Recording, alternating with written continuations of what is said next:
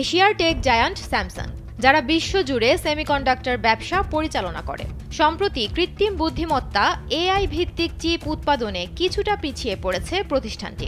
এই সমস্যা সমাধানের জন্য স্যামসাং বিশ্বের অন্যতম মূল্যবান কোম্পানি টেসলার সাথে একটি বিশাল চুক্তি করেছে। স্যামসাং এবং টেসলার মধ্যে 16.5 বিলিয়ন ডলারের, যা বাংলাদেশি মুদ্রায় 2 লাখ কোটিরও বেশি টাকার চিপ সরবরাহ চুক্তি স্বাক্ষরিত হয়েছে। এই চুক্তির আওতায় স্যামসাং টেক্সাসে তাদের নতুন কারখানায় টেসলার পরবর্তী প্রজন্মের AI6 চিপ তৈরি করবে। এই চুক্তিটি 2033 সাল পর্যন্ত কার্যকর থাকবে। টেসলার প্রধান নির্বাহী কর্মকর্তা ইলন মাস্ক নিজেই তার এক্স পোস্টে এই চুক্তির বিষয়টি নিশ্চিত করেছেন। তিনি বলেছেন যে স্যামসাং তাদের উৎপাদন কার্যক্রমকে দ্রুত করতে সাহায্য করছে।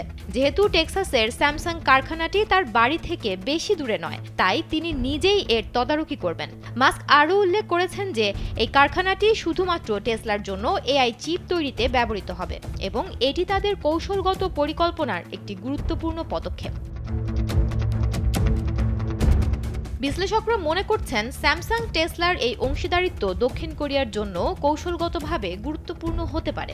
যুক্তরাষ্ট্রের সাথে অংশীদারিত্ব জোরদারের মাধ্যমে দেশটি চিপ ও জাহাজ নির্মাণ খাতে আমদানি শুল্ক কমানোর সুযোগ খুঁজছে। এ চুক্তির মাধ্যমে স্যামসাংয়ের চিপ উৎপাদন খাত পুনরায় চাঙা হয়ে উঠবে বলে আশা করা হচ্ছে।